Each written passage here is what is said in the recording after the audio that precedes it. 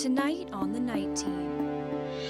Morning commuters, listen up. Not even a week after closures on the 2nd Street Bridge began, more closed lanes can be expected tomorrow. I think really the ball's really been dropped. We are hearing from business owners and commuters on the impacts they're feeling from the partially out of commission bridge. Plus, a new commissioner was appointed by Governor Andy Beshear for the Kentucky Department of Juvenile Justice.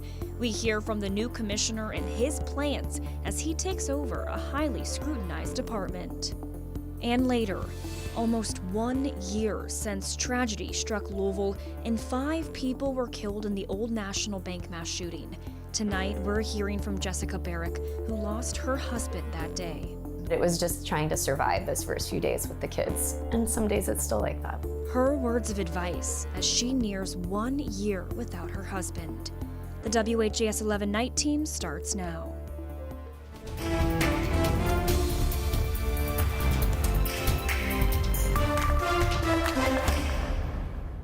We are starting off the evening by taking a live look at the 2nd Street Bridge, which is still under repairs and quiet tonight. It's been 5 days now since the northbound lanes, which carry traffic from southern Indiana to downtown Louisville, closed for repairs. And now commuters should prepare for more closures beginning tomorrow. Thanks so much for joining us here on the Night Team. I'm Alex Dieterer. Tonight we're talking with those that these closures could impact the most, from southern Indiana businesses to commuters. The Night Team's Connor Steffen and photojournalist Aspen Hester have been reporting from southern Indiana all day. Connor, you're live right now at the 2nd Street Bridge. What have you been hearing today? Well, so Alex, we've spoken with about half a dozen or so businesses on the Jeffersonville side. Surprisingly, they're saying that there's very little impact these closures are having on them, though ask commuters, and you'll hear a very different story. As repairs to the 2nd Street Bridge stretch into a second week. Honestly, I've not seen a whole lot of difference. Businesses in Jeffersonville say they've hardly noticed. So I haven't seen a whole lot of impact. There maybe is a slight minimal impact, if anything. We are close enough to this walking bridge that we get a lot more foot traffic than we do of the driving traffic. If anything, Chris Meyer, who is a manager at Red Yeti, says business has picked up this week. We're excited about that, and thankfully, people are still keeping us in mind despite the bridge woes. Very stressful, very hectic. Ask Mike Vitito about the bottleneck on the bridge, and you'll hear a whole different story. Here's the thing, like with any of the repairs, these are things that absolutely have to be done, should be done. But I think on the end of city planning and stuff like that, I think that's where it's been lacking. Vitito says he commutes from Louisville to southern Indiana just about every day. Well, now I'm kind of forced to take the Kennedy. Of course, there's tolls involved in that, so that's been a little bit less, a little more unpleasant. And the traffic being funneled that way, there's a noticeable difference. Crews will begin temporary rolling roadblocks on the 2nd Street Bridge Monday, narrowing traffic to a single southbound lane. That will take place between 9 in the morning and 3 in the afternoon, and will kick off with a temporary closure of the entire bridge. Heard that earlier this week. What was your reaction to that? Dire panic. And we should tell you, the goal is not to panic. There are alternate routes you can take over the Ohio. That includes the Sherman-Minden and the Lincoln and Kennedy bridges. And Alex, the bridge's repair schedule should end by early April. We're live in Louisville. Connor Steffen, the WHAS 11 Night Team, on your side. Thank you, Connor. And another closure for you morning drivers to be aware of. The East End Tunnel is closed tonight as well. That closure will only last through the night, and it'll reopen by 6 tomorrow morning. Motorists should detour to I-65 South or I-64 East and use the downtown Louisville bridges. Millions of people watched that dramatic rescue of the truck driver on the 2nd Street Bridge that you can see right behind me. Now, the company that owns that truck is now giving back as a thank you. This week, Cisco made a $20,000 donation to Louisville Fire as a thank you for rescuing the truck driver, suspended from the 2nd Street Bridge. The donation was made during a huge cookout for the firefighters, sponsored by the food distributor. Cisco's CEO was in attendance, expressing his gratitude. Can't even begin to understand what this team behind us went through that day, the stress they must have felt. But we didn't see it, we didn't feel it. All we saw was a heroic, successful outcome.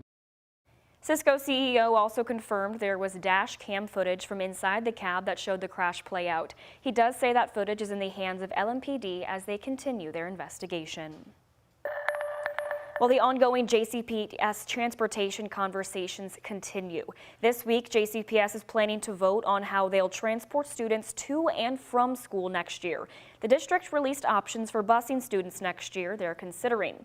Option 1 would cut all transportation for all magnet and traditional school students. In a survey sent out to parents Thursday, JCPS calls this option the most equitable option with the least negative impact on students of color. The NAACP disagrees, though. Just today, they reaffirmed their opposition to the plan, saying it is not in the best option for students. The organization says the district hasn't given parents and the community adequate time to respond and react to the plan, and parents we spoke with also agree.